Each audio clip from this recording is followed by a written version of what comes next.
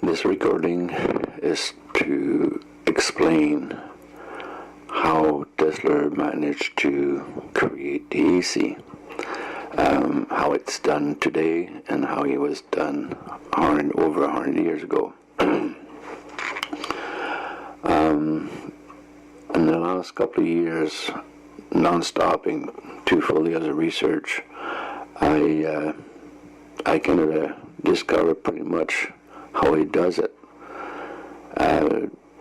Because you have to be able to answer the question, what is the element?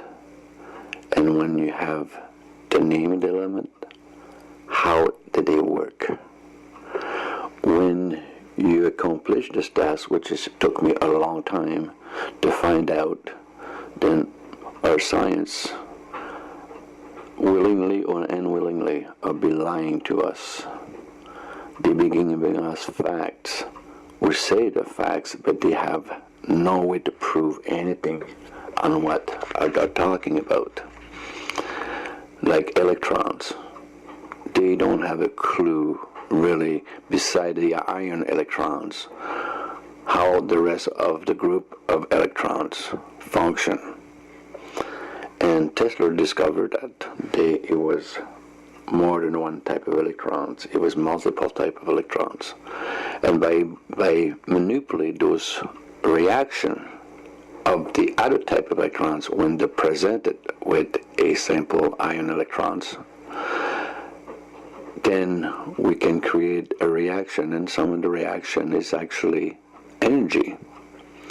So at that point in time, then if you know how to capture that energy and turning into usable energy, that would be fantastic, because we have a reaction between two natural elements. And it's, Tesla find out, there's a lot of power into that. So that's what I became realizing, and walking back in his footstep backward, to find out the words, what he means, some of the words, because everything we read is all translation. It's not the actual writing of Tesla. Tesla never wrote probably anything in English. It was all in his own language, and it probably got translated a dozen times. So instead, after I spin my wheels, trying to do research on somebody else's translation, who's been translated a dozen times, I'm just going to go and find out what Tesla had to work with, and those years, and how Tesla and the language they were using, and how they came out with that words and all that stuff. Because all the word they used in those days, they didn't really invent it. They just used a word. It was already usable there in another function, and they just took that words and said, we're going to apply that to that function. So that's why it was a lot of word distortion. And I kind of went through all that and remove all the garbage out of it, and keep the common sense one. And it got me to understand, how he was doing things, how he was seeing things, because the instrument he had in 1876 and 1878 didn't achieve too much. I didn't see anybody walking with a smartphone in those days. I mean, they didn't have. I think the only thing they had was pocket, some good and bad pocket watch, time watch. They had clocks, and they had a machometer, I think it's called it, that unit you put over the piano to keep you on tune, on time with your ribbon. So I mean, like, beside that, and scale, right? And we're talking about the old system scale, moving weight, right, back and forth. That was the only accuracy they have in those days. They didn't have no amp meter and stuff like this. Like, that was all happened after. So I mean, what did they have, right? When he called currents, right? The only thing he had to reflect on that It was sitting inside a river and watching the water go by him. And that was a current. That was a direction, a motion. Current means motion. It means it's moving. That's why we don't have current in a battery, right? We only have potential, because the battery doesn't carry a current. It's at the resistance. And so, I mean, when Tesla came up with the word current, that would be a direction, a motion, a movement. So I applied that to the calculation, and suddenly, hey, okay, now we're having a direction. We have motion. So let's put that to work. And then after that, he was always talking about in his lab potential. Well, everybody you call potential in the world of science, they will tell you potential is amp. It's not. Amp is not even made yet, so it cannot be amp. Potential is the amount of resonance between the signal. The signal carry a certain amount of resonance. Higher your resonance, that means each between signal, you will have a massive amount of resonance.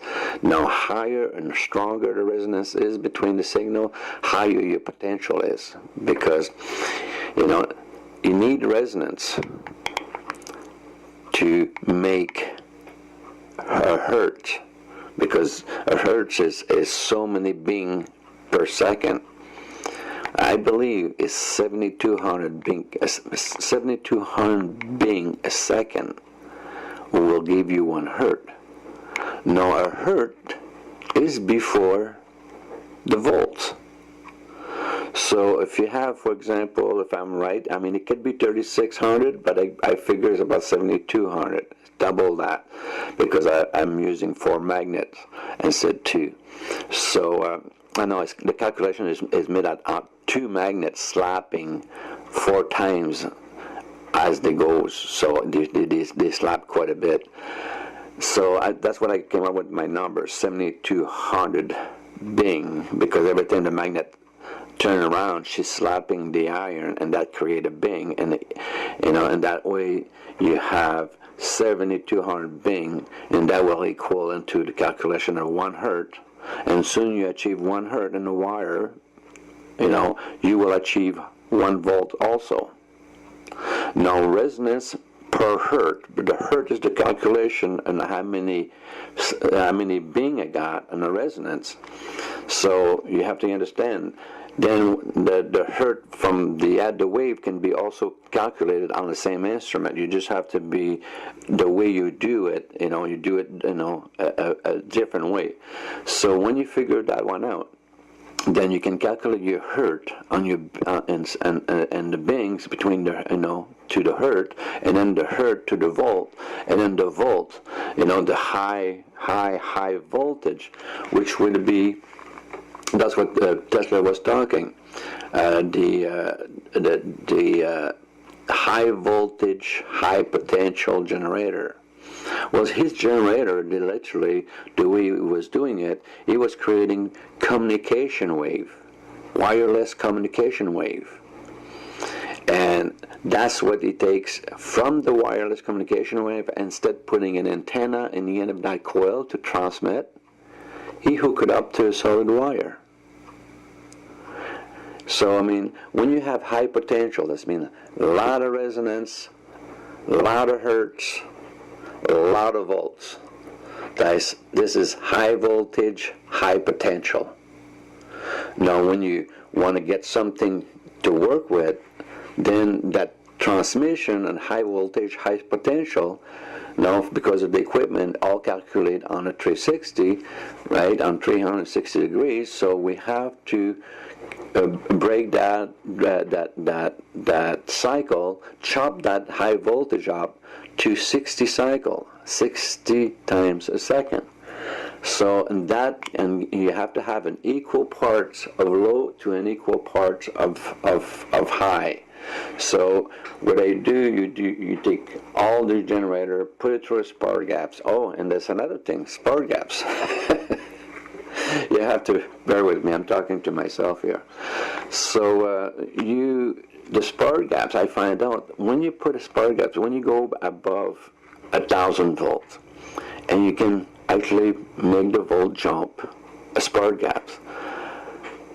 From the first jump, you will see your hertz from your generator will shoot up into the kilohertz immediately, from 300-400 hertz to kilohertz, just by jumping to a spark gaps and how far the spark gap is. And if they have a sweet spot, right? It can be too far or too close, right? But it's got a sweet spot there to give you the most multiplication. And it's like it amplified. It amplified and magnified. That's what Tesla was talking. Magnification and amplification, right? They don't put a number to that, because that's the word, used almost in the I would say the Bronze Age, because that the pastor, that's what he was using, Bronze Age mathematic. I had to go through hell to find out exactly what this guy was seeing and what this guy was using. And new mathematics cannot even get close to what he was doing. He was using Bronze Age mathematics. I became a little bit picking up how he calculate that. Like when I told you, it takes 7,200 Bing to create 1 hertz. 1 hertz create 1 volt, and then it goes up from there on high frequency. Higher, when you enter the gigahertz, well, you enter the millions of volts, right? So that's how he was doing his transmission of powers, right? Because that is no resistance. That volt have absolutely no resistance. It goes through everything because it's in a resonance form. And he can go through, that's why he goes through the earth, goes through everything. And the reason I find out about this power, this resonance, is with all the instruments I've been testing it, I'm picking up an echo. Well, when I was a kid, I used to go between two mountains, and nighttime when it was nice and the sun's going down and everything is calmed down, and I used to play with the echo, right? But it's just like when you scream an echo, you scream a wave with some resonance. The resonance goes right through the rock on the other side. But the wave bounces back to you. It's separate at that point in time. That's how resonance works between traveling with wave or traveling with no wave. If you should travel with no wave, the speed of resonance, it's instant. If you're traveling with wave, well, each wave will give you a certain speed, so you won't be even close to the speed of resonance. The speed of resonance is, I would say, is the speed of light, maybe even faster. So that's by understanding how Tesla was using all that stuff. He was using micrometer, and the timing, and he was hitting a ring of iron and looking at how many a millisecond the ring resonate to it drops down to you start hearing the drop of the density of the ring, and then timing it, and then calculate from that, and take a millisecond and split that millisecond by the 100 again. So he was capable of doing that because he was just moving volumes. Again, bronze calculation, when numerals were not invented, they were moving volume. You want that? Give me so much of that, I'll give you so much of this. They were moving volume. That was the way of commerce. So that's why all the calculation and all the scientists and all the electronic engineers and electrical engineers, they cannot duplicate what Tesla was doing because they're using mathematics. Mathematics is great if you want to build a plane, because mathematics reflects equality. It's algebra. It reflects equality. How can you make something more out of a certain volume and make more with that volume than you have now? It's impossible. And that's why the Newton laws and Faraday's laws and Lee's laws, they all apply. Right? But he was not working with those laws. Those laws was the wrong calculation to be able to tap into an energy, and it's not free. You have to give him some energy, but what it does, it gave you back a million times back. The Tesla's calculation and an explanation in court, that was a court transcript that I read. It was, if you would take, in those days, it was Westinghouse steam turbine.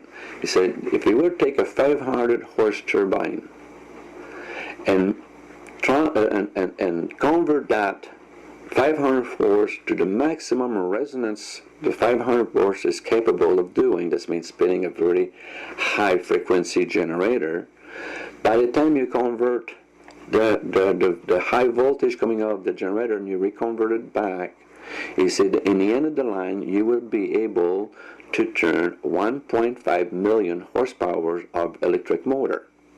So that's mean for 500 horse of input you had 1.5 million output.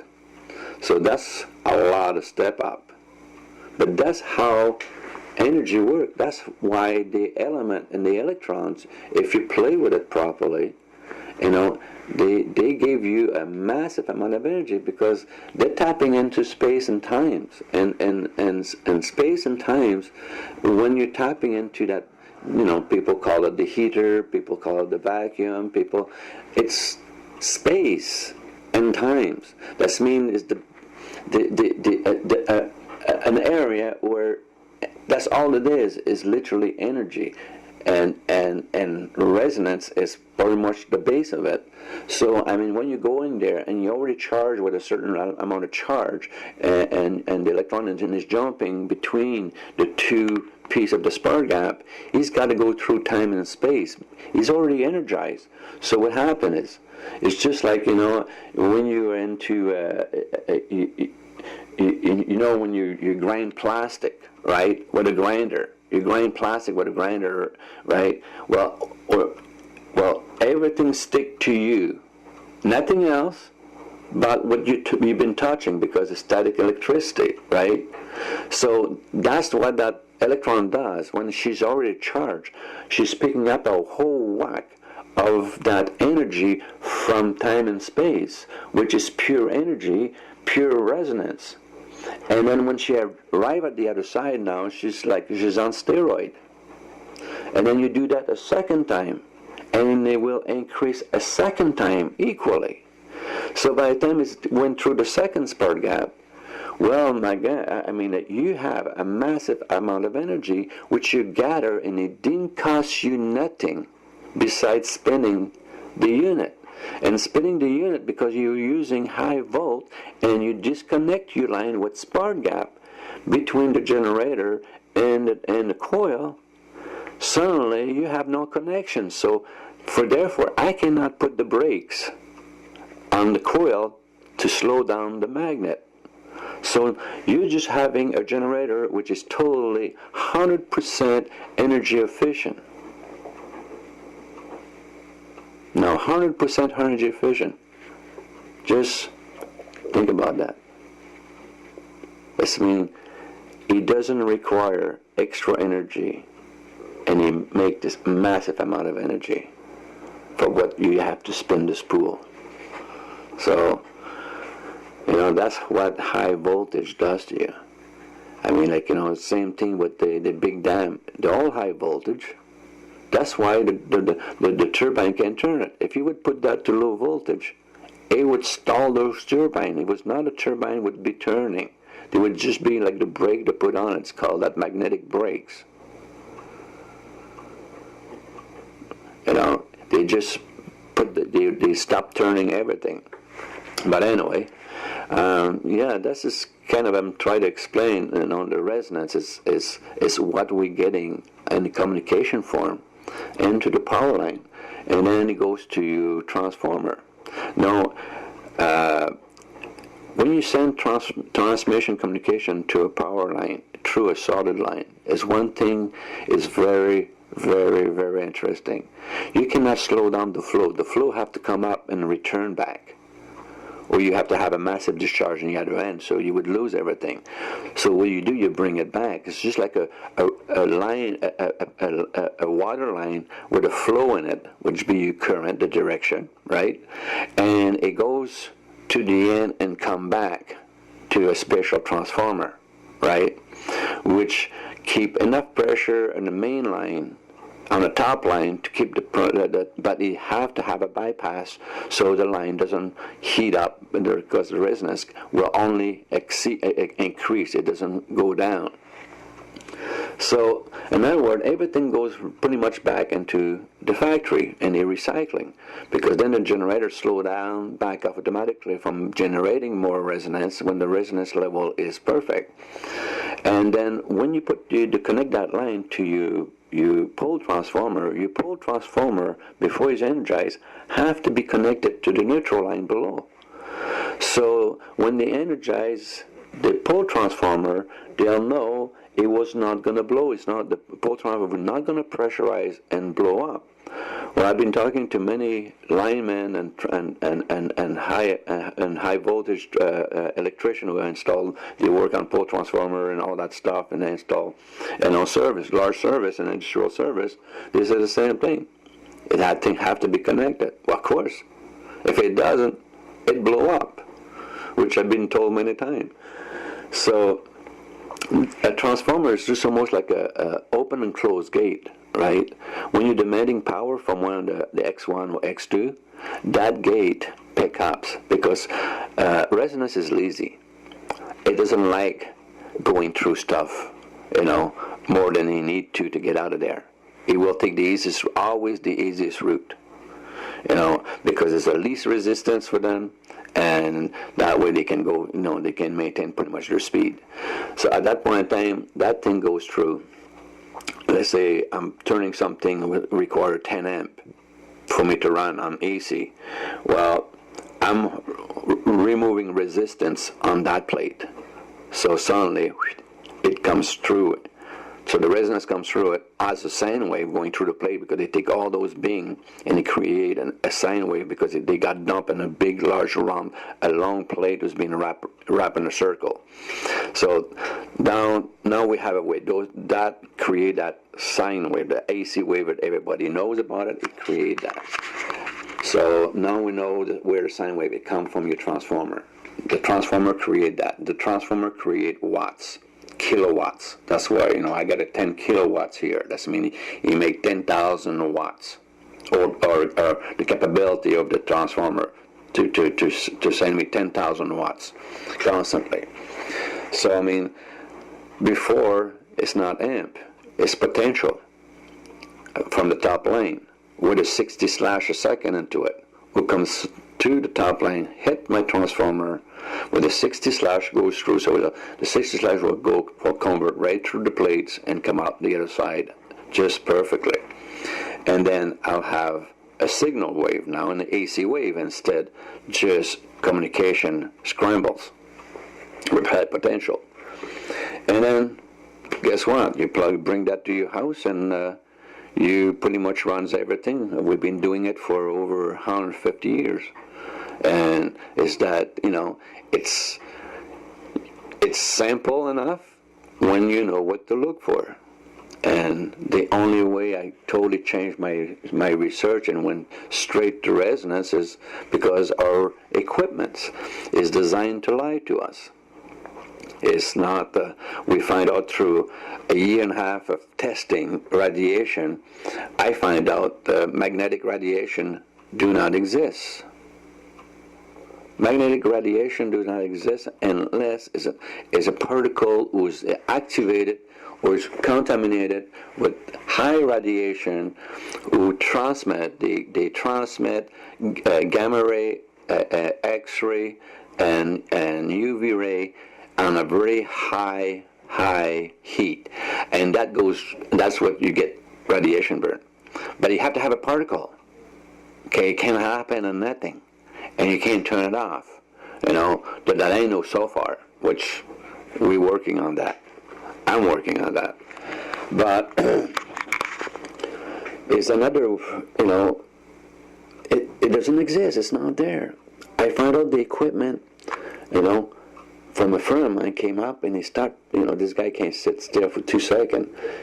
And my instrument was still on my bench, and then he was tapping and moving tools around, and then he saw the instrument, the needle moving, and then soon he told me that, and he started tapping beside. He said, "Look," he said, "I'm tapping." He said, "The needle moves." I said, "What are you talking about?" Then I get up. And that's my guy who's doing all my video stuff. His name is Josh. I mean, the guy is like 6'7", 6'10". So, I mean, he's a giant, and he just like touching stuff. he find out, Then I get up. I said, "Well, come on, show me that." He tapped the counter, my bench, and there you go. My meter's moving. So that's where everything changed. I mean, it referred to what I was doing. I was in the right direction, but that gave me a quantum leap of understanding when I start testing the instrument. Why you tell me this when it's not that?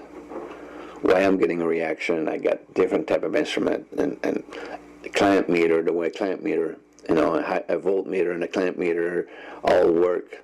What they're going after. Did anybody ever, electronic gazoo out there, ever ask you that question? The instrument you're using, what they're going after? What are they going? What are they sensing? Right? Because I know the magnetism of a magnet is not live. It's just a big brush.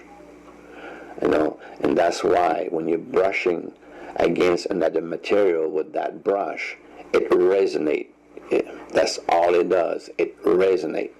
And of course, iron, since the magnet is an iron base, and you're using the iron electron, as I repeat, iron electrons, positive and negative. When you create a magnet, you're just splitting the electrons and repositioning the electrons in a format. So they became positive and negative. And that's why that magnet will still stick to a piece of steel or anything to do with iron.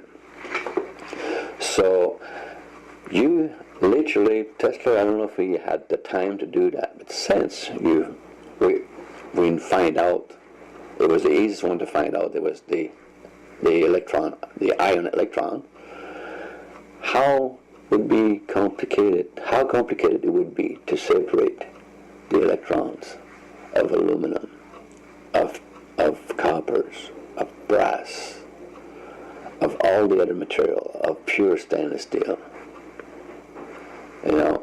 and separate those electrons of gold, silver, you name it. I mean, everything a tree, the type of tree, they have their own electrons. I mean, we have electrons in our bodies. I mean, we load it with those because, electrons have a very, very, very distinct job here, is to maintain our greater gravity so we can actually walk, not float. But the whole system, it was like a panic. Everybody was panicking because I was discovering stuff I could not quite explain at that time because it was beyond why I always work all the time. And I know from a long time, since I'm a kid, the thing they say doesn't make any sense. I quit school before I was finished in my first quarter in grade 5 because they brought the new advanced math, and I find some major error in it, and I challenge it and won. So I'm just trying to wrap my head around that, and of course all the book they have on Tesla and stuff like this, it's just about garbage. It's been translated so many times in so many different, Tesla never built an electric car. He didn't need to because he was able to tap into a different science, which was plasma, and you could tap that really easily with water or stainless steel. I don't know if you guys ever saw on YouTube the J cell, not the J cell, but the Joe cell. Sorry, the Joe cell in the guy in Australia. We can rent a car with a cell, and he plugged that to his 12-volt battery in his car, and that thing started bubbling, and he can start his car. Everybody think, he's making, a nitrogen gas and running his car nitrogen gas, but it's not. I mean, first thing, nitrogen gas is a little bit harder to separate than what it is now. But anyway, his gas line is bringing to the carburetor from the top of the carburetor. His gas is still a slug inside there. It's plugged. He plugged it up with the wrong piece of steel there, and he pushing that hose over the carburetor. The carburetor rod hold the air cleaner. That's always all the carburetor hose. That was a center rod, right? So he showed that over that. What happened is a DC battery, have no signal wave. For one reason, we can't read it because it's got resonance. DC is resonance, and the reason DC is resonance is very simple to prove. Take two copper wire, make it straight, and take a glass of water, and then tied up a 1.5 volt battery to a DC, and put it in the water, for an inch apart, and you will see one line was going to start making bubble immediately, and the other line was going to start stripping itself down, the molecules breaking down. So only resonance can achieve that, my friend. Not conduction, not watts, heat. You can't do that. There's not enough power in that battery to create any heat. But there's enough resonance in that battery, and with a 1.5 volt to bring the resonance out there. So it vibrates those rods at an extreme higher resonance, and that's what it separates the gas from the water molecule. So that's how that happened. And then that gas comes up. What it does is it stays in the form of resonance. As long as it stays in gas, it is in the form of resonance, because that's how liquid turns to gas, with resonance. So as soon as you get liquid stay into a gas form, into the line, it resonates that plug like a vibrator. And then he pushed that, and he's pushing that right against the rod on the middle of the carburetor. And then he's just crank the car over. And as soon as you start cranking the car over, what happens is you create a vacuum right underneath that needle. That bolt there, you put the hose on, it's got a focus point in the end. And that focus point, with a vacuum and high resonance, guess what happened? A blue-white plasma appear, which is not a corrosive plasma. Now, you have to be very careful. You have non-corrosive and corrosive plasma. And if you had corrosive plasma, it's mortared with a season probably in less than an hour. But a non-corrosive, since it's using water for the resonance, so you're probably picking up resonance from the element they're working, so it makes it non-corrosive.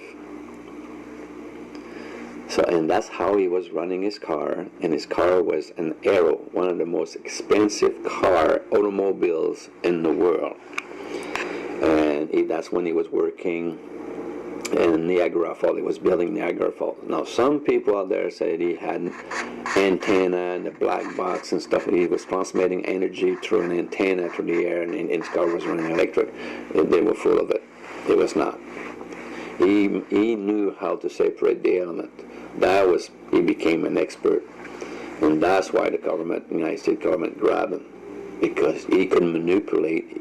He knew he was more than a few electrons to hold this whole world all together. It was many electrons. You can make many types of energy. Yeah, you can make energy straight out of copper. You can make energy straight out of aluminum. You can make energy straight out of a piece of wood, right? If you know how to manipulate the element. That means separating. The beginning is you have to split something, and you have to separate the positive and the negative, because we're all on the positive and negative. Everything is made of positive and negative. Anything that exists in this planet, our planet is positive and negative. We can call it North Pole, whatever, right? But a force who actually split itself. It became two forces attracting each other. So when Tesla says, with resonance, you can actually crack the earth. I did it many times with resonant magnet. I can put my wire on each side of the magnet, and when I'm running the pump, just the pump itself, and the pump's only putting 300 hertz, but the magnet have its own resonance. So when I put a 300 hertz on each side of on a node of the pole, in 3 or 4 seconds, that magnet just cracked right in half. I just split the earth. So everybody who want to try that is very simple. 280 to 300 hertz, sine wave hertz. Stick the little clamp on each side of the magnet when they stick, because they want to center themselves right in the middle of the strongest part of the pole, and then turn the pump on. And I guarantee it. 5-10 seconds, I go pop. I did so many magnets. Now I had to go and buy some more. But that's how you crack. An object is already resonating. So the planet is already resonating. So creating earthquake and stuff like this with resonance, like everybody argue with ARP, absolutely. Matter of fact, I have the knowledge to do that with what I got in my garage. I know, actually. It's very simple.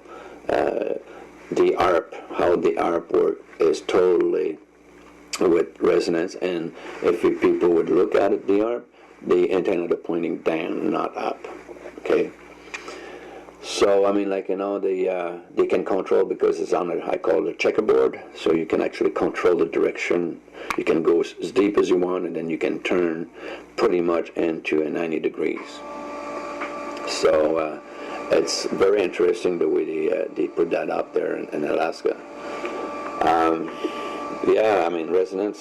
Resonance is everything. It's what keeps us alive. It's what it gave us life, and it's what takes us life. Like the military, they've been using resonance. The crowd control, they're using resonance. It's all about resonance. When you feel like your skin burn because they're heating up the water molecule in your skin. That's deep as it really go. But it heats it up in a fraction of a degrees, and you make you feel that you're burning. You can't take it. Or they put a sine wave into it, and they make it so the inside of your head want to explode. That's all about resonance. You can't do it without it. Resonance, is what makes this world. And that's why Tesla says each planet sing a different tune. Well, he's right, because each planet have a different size and density.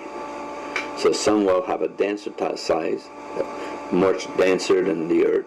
It will resonate in a higher frequency. Our planet have a lot of fluid on the top, so the high resonance from the core really get distorted in the soft material coming out of the planet.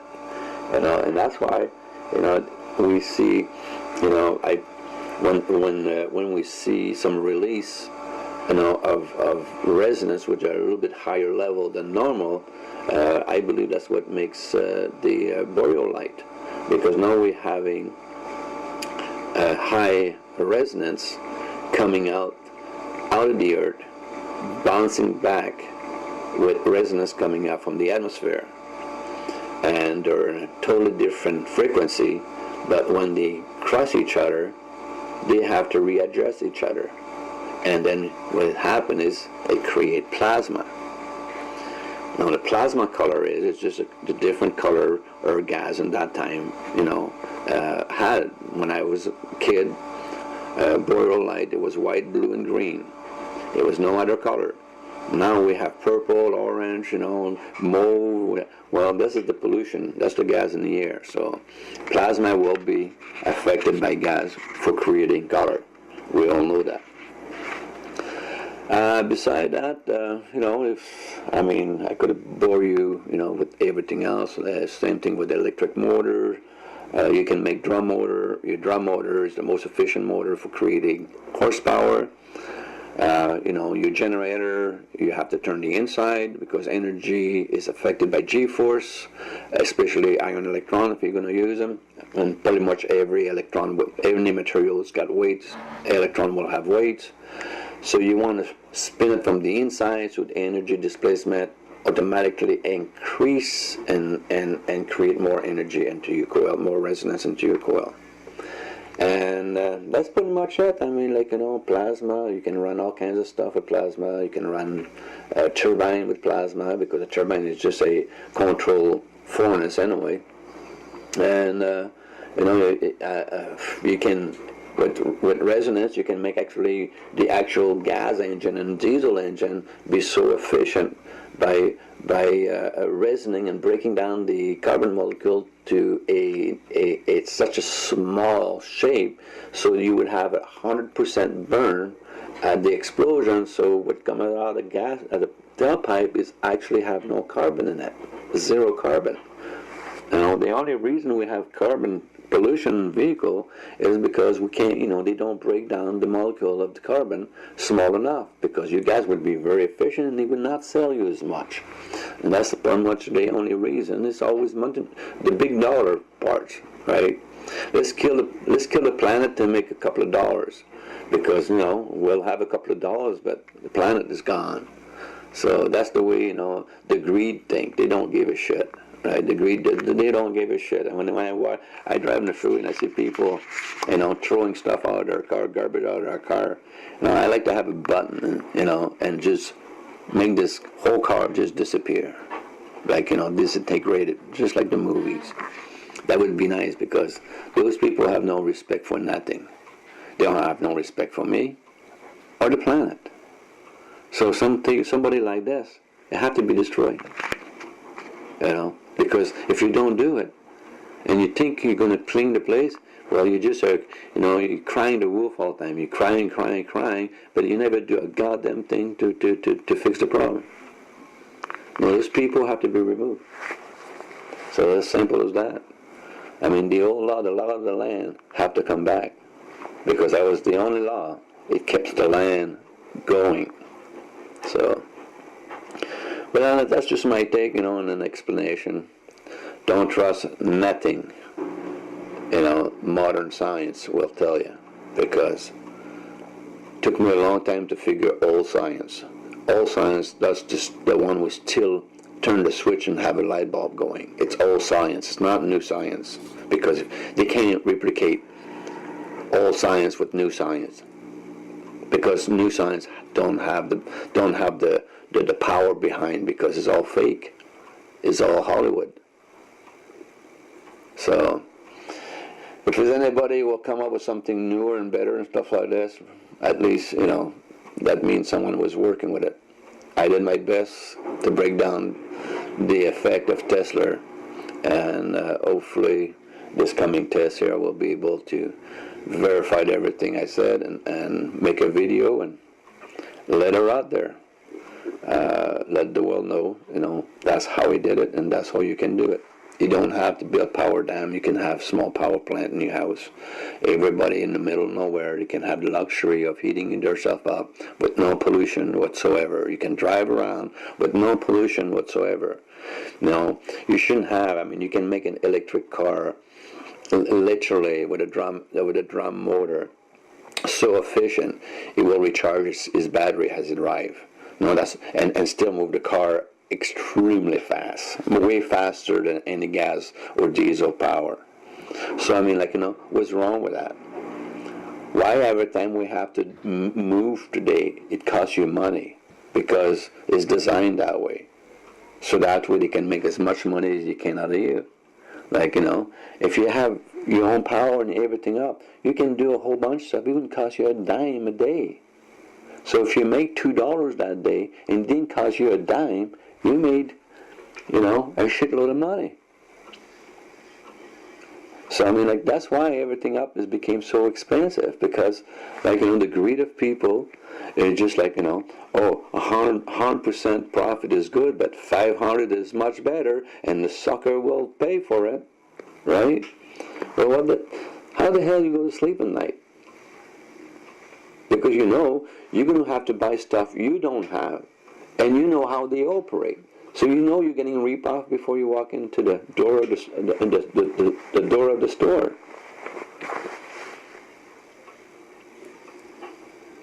We have to stop being the most stupid creature on this planet, because I tell you, we are the stupidest creature on this planet.